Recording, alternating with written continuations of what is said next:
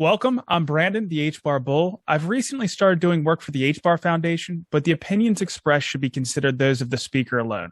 Today, we have back Gadam from Stader Labs and Elaine from the HBAR Foundation to give us a Stader staking update. Elaine, Gadam, thank you guys so much for coming. Thank you for having us. Happy to be here. Good stuff. So, Gadam, we'll start with you. Has the launch of Stader HBAR staking lived up to your expectations? Yeah, for us, and speaking for the team as well, it's been a great experience. I think, like I always say in most of these conversations, that the energy from the community really drives us on.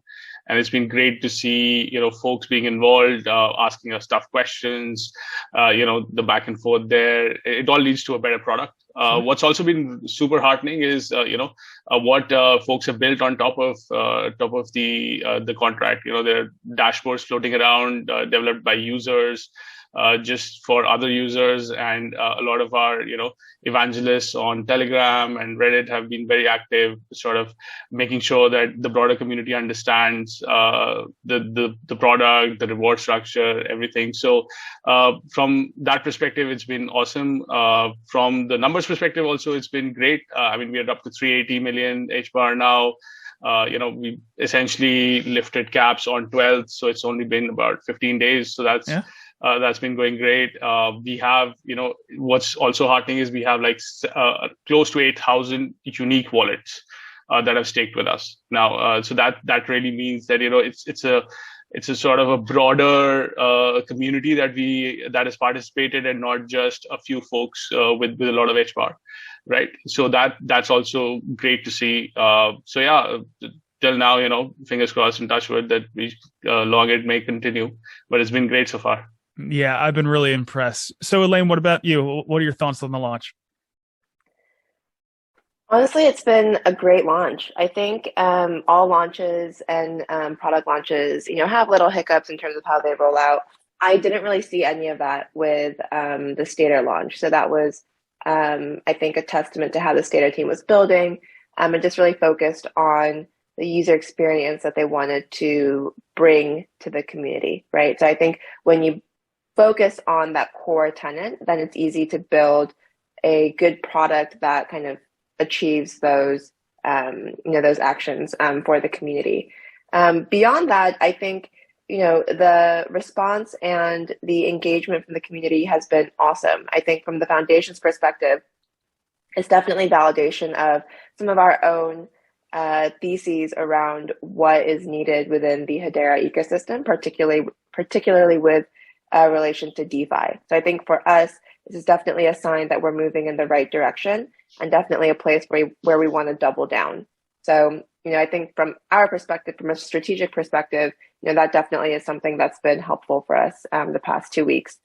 More broadly speaking, I think for me, what's most exciting and what I think this launch really sets the stage for is continued growth, both in terms of staking within the Hedera ecosystem and on Stader in general, but also kind of how we want to reestablish or redefine what kind of DeFi means within Hedera. And so I'm really excited to kind of get started on that. Yeah, I think you're hitting the nail on the head. I know we jumped right into it, and I know a lot of our viewers are very familiar with Stader staking, but some might not be. So, Gadam, can you give us a quick recap of how liquid staking works and how HBARx fits into this whole picture? Sure. I'll just give a very simple overview. So there's a staking contract which holds all the HBAR staked with us, right? And every epoch, rewards are added to the staking contract, which increases the exchange rate from HBARx to HBAR. Essentially, how that works is when you give us HBAR to the contract, you get back HBARx, which is in the sense an IOU or a proof or a tokenized representation of your portion of the stake pool. And when rewards are added, the exchange rate between HBARx and HBAR goes up, and hence your share in terms of HBAR goes up, right? So when withdrawal and unstaking goes live, you'll be able to give that HBARx back to us and claim your increased HBAR back from the staking contract. So it works very simply like that. There's no rewards that get given to you in terms of your wallet every time. saves a little bit of transaction costs, also is a cleaner system, right? And also means that, you are free to use your HBARx or your asset, so to speak, wherever you want in the interim, right? So you can transfer it to a friend, to another wallet. Once DEXs go live, you can kind of provide liquidity. Once lending protocols go live, you can essentially borrow against it and participate in the ecosystem themselves, right? And that's really why we kind of went with this design, because the idea was not just to give staking rewards to long-term holders, but also to sort of kickstart this whole DeFi ecosystem, and a liquid staking kind of solution helps you do that. I gotcha. So, Gadam, as far as I know, the only wallet that can be used to initiate HBAR staking with Stader is Hashback. I know that there's Blade wallets going to offer support here soon, but what other options are coming? Yeah. So right now, you're right. We can only sort of conduct transactions with Hashback. Although interestingly, some of the community have tried this and it works. Essentially, they have done the transaction with Hashback, but they've taken their HBARx to another wallet that supports HTS tokens. That's the Decent wallet, and they've kind of kept it there for storage. Sure. Right. So any wallet that supports HTS tokens can store HBARx even now, right? And any wallet that supports transactions being signed on a web browser, we can integrate onto our dApp, right? Like you rightly said, Blade is probably going to be the next wallet coming through, and we've already been testing it, and it looks good. Just waiting for everything to be completed for their launch, and we should support them right off the launch. If all things go well. Discussions are on with other major wallets, with Wallet Wallet. We've had a couple of discussions with my HBAR wallet as well. There are some functionalities that need to be done on both sides. And of course, I think dialogue continues with Ledger on both the foundation side and our side as well, and as with Hashback and some of the others as well, to kind of see how we can bring on board people who have HBAR stored in Ledger to come to the world of staking. Sure. So, I mean, I think you brought up a great point there. Hashback has been great. They've really been flawless from what I've seen. But some people might feel more comfortable with a mobile wallet, so they could initiate staking with Hashback and then go ahead and transfer it to another wallet like Decent. I think one of my most popular videos recently has been my how-to guide on how to do Stader staking. So maybe I'll show people how to associate tokens to Decent and transfer them over. So good stuff. So, Elaine, we just mentioned Blade Wallet, and that'll be one of the first wallets to support Stader staking. When do you think we might see support from them? From the Blade Wallet, or yes, in terms of Blade going live? Yeah. So, like we announced, a few weeks ago at this point, we extended a grant to the Blade Wallet team for them to build kind of their version of, how they want to onboard users into Web3. I don't want to spoil anything, so I'll leave it up to the Blade team to confirm when exactly they're going live. But my understanding is that it should be fairly soon.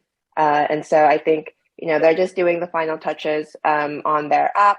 And they should be going live, hopefully, I don't know, in the next week or so. Wow. Okay. But yeah, we'll have to see. I definitely don't want to kind of take their thunder. I think when it launches, like most of, like all of our wallet launches have been, I think it'll be really interesting. And I think, when we look at wallets, what we look for are teams that are hyper focused on the user experience. I think that's why you see Hashback kind of really meeting the needs of the community. It's because they listen. Blade similarly has a very clear vision in terms of who their user is and what type of experience they want to offer their users. Mm-hmm. The same goes for all of the other wallets that we're currently in conversation with from the foundation perspective. And so for me, what I think is so exciting about kind of the growth and maturity of the wallet ecosystem on Hedera right now is the fact that when they're integrated with platforms like Stader or other NFT platforms or other kind of products like this, they're bringing different users who have kind of their own clear, established use cases into a new opportunity, right? So that's why I think it's so exciting about, one, building up the wallet ecosystem, which is what we're doing, in addition to working with teams like Stader to build other DeFi primitives. So, I'm really hoping in the next quarter, all of these two ecosystems continue to merge, and we're going to start to see a much more vibrant user community within DeFi. Okay. So, and while you were saying community engagement, that's one of the things that I've been really impressed with Stader. They've been really engaged. They've paid attention to feedback. Just really impressed. So thank you very much, Gadam. Thank you. So, Gadam, we want to welcome builders to use HBARx, but what exactly are we asking from developers in the ecosystem? Sure. There's a multitude of things that you can do with HBARx, right? So think of HBARx as a yield-bearing asset, right? So that lends itself to traditional sort of finance or DeFi use cases, like, you can have pools on decentralized exchanges for people to sort of go in and out of HBAR and, adjust their exposure to it, right? You can also use it as collateral on lending protocols, to borrow and lever your position, and that way sort of increase your odds of or your return in the market. You can also kind of use it the other way around as a hedge if you want to sort of move it towards more stable coin sort of positions. So those kind of things are more traditional and have been done in other ecosystems as well. And something that we really want to push for is that with V2 we're going to do another audit and just kind of reiterate the security of it, because ultimately what we want is HBARx to be more like a currency for the community. Right. So why would you not buy NFTs with HBARx, right? Because the time that you're just storing your HBAR, it's all, accruing yield for you, right? So instead of sort of just holding HBAR, we would want to look at, folks holding HBARx as the default, because it's like your, a hyper version of your savings account. You don't just leave your money in your mattress. You can leave it in a savings account where it accrues a little bit, or in this case, a decent amount, while you figure out what you want to do with that money. And if you want to buy an NFT, the ideal case is that everybody in the community kind of supports buying with HBARx, so that, people can just use it seamlessly as they would use HBAR. Well, we'll see if we can. Go ahead, Elaine. No, I was just going to say, I think a future state for HBARx that would be interesting is, to your point, in terms of, using and engaging with the HBARx asset as if it's just HBAR, right? Yeah. So if you kind of open up that possibility, then I think it would be really interesting to see, builders and other founders kind of take that and play with it, right? Like, what could we actually do with the HBAR token or a version of the HBAR asset that you own that is liquid, so that your kind of capital holdings are accruing interest, or while your capital holdings are accruing interest. So yeah, I think it'd be really interesting to kind of see what people take with that idea. Yeah, and it's interesting to consider it just a currency itself, right? So we should probably get you in touch with our resident Hedera NFT expert, Patches. We interviewed him not long ago, but he's part of Turtle Moon, and he knows everything about Hedera NFTs. So maybe we can get you guys hooked up. Yeah, absolutely. So what are the first things that you would want to see built, Gadam, with HBARx? Yeah, I think the first things are like the basic things. I think Saucer's coming up with the decks. We've been in kind of touch with them, and we would want to, support a pool as soon as possible, hopefully right at launch, right? Similarly, lending protocols is the other one that, is like the base, right? Because once you have lending protocols and once you have dexes, then people can sort of let their imagination go, and you start to see trading strategies, right? You start to see once trading strategies start, you start to see ARB opportunities appearing. That creates strategies for other folks who have a different view of the market, right? So it's kind of like kickstarting this ecosystem, and the key building blocks are like you have a staking solution. you have a DEX, you have a lending protocol, you have a money market, right? All of these are like the basic building blocks of DeFi. And, I would like to see these things come into play. And these are all, big opportunities for somebody to kind of come in and build these out, right?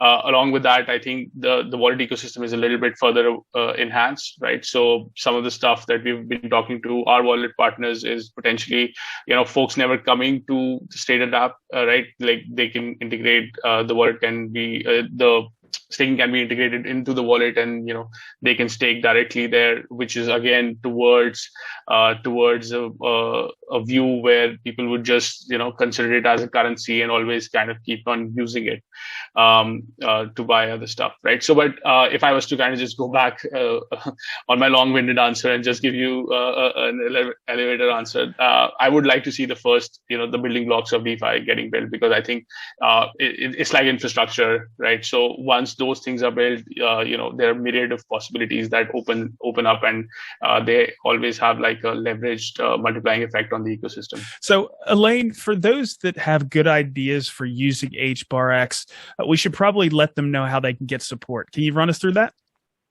Yeah, I absolutely can. Before I do, I just wanted to, one thing I think that the community has kind of expressed is just more visibility into like what our priorities are. So I'd like to take this opportunity just to say that, from the Crypto Economy Fund, we've had three major, I guess, product or service related initiatives, right? The first of that being staking, which is very much on its way, both with Stader Labs, but also I think HIP 406 or I think it's 406 on like the protocol-based staking. So in that perspective, I feel very confident that we're making the progress we want on staking. Beyond that, I think the two other DeFi primitives are DEXs, or decentralized liquidity, and lending opportunities, right? On the DEX side, we've already announced the $60 million in decentralized liquidity rewards that we've already earmarked.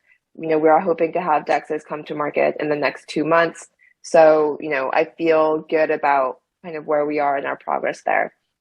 After DEXs and kind of simultaneously will be lending, right? That will be my next kind of key area of focus. Of course, I've been focusing more on staking and DEXs, so kind of lending isn't as advanced or where we want it yet, but it will be soon. And so kind of these three things are the key priorities from like a product perspective that the foundation is looking at in terms of how we can support and how we can enable growth on. So when it comes to kind of building on HBARx and getting in contact with us, I'd like to say a couple of things. One is just know that the primitives that you might need as a HBARx founder or someone who's looking to build on HBARx, they are in the works. They might not be there yet, but by the time your product is there, it might be on the network. So that's number one. Number two is, as always, you can come and talk to us either through Twitter or Telegram, or apply on the HBAR Foundation website for a grant. I think one thing in particular, if you're looking to build on HBARx, that I would like to see is one, clear understanding of the Stader platform and the HBARx tokenomics. Two, probably better if you reach out to the Stader team and understand what synergies might exist there. And three, kind of have an understanding of what type of user experience you want to provide to the market.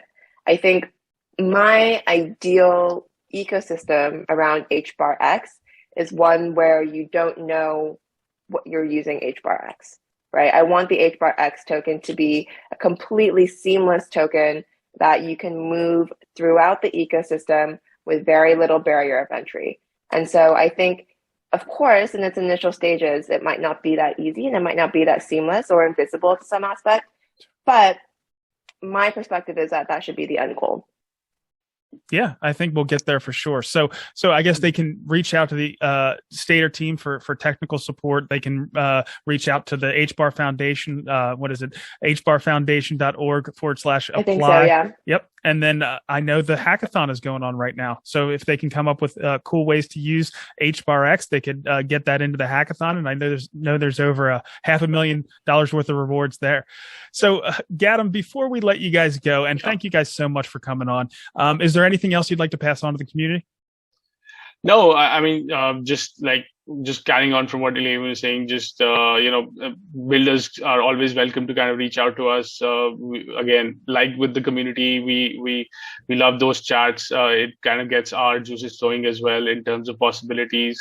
And I mean, it might have seemed like a smoothish launch from the outside, but I can assure you there are lots of things going on the inside, and there are lots of learnings on how to sort of get our message out there that we can definitely pass on to somebody who's looking to build on Hedera, irrespective of whether it's a DeFi or anything else, right? So encourage everyone to kind of do that, and we'll be happy to kind of have a chat with them.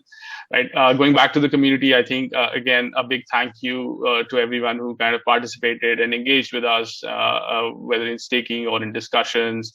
Really happy and heartened to see the response from the community and encouraged by it. And it gives us, more wind in our sails to go and build more and, build faster and better so that everyone can sort of enjoy the fruits of the network. All right. Well, good stuff. Elaine, anything else in closing? No, nothing other than, this is very much just the beginning of DeFi on Hedera, in addition to the beginning of our relationship with the Stader team. So, I'm really excited for the next couple of months, both from a staking perspective, but also when it comes to other DeFi products that will be coming online. All right. Well, again, congratulations to you both on a good launch, and thanks for coming by. Thank you. Thanks for having us.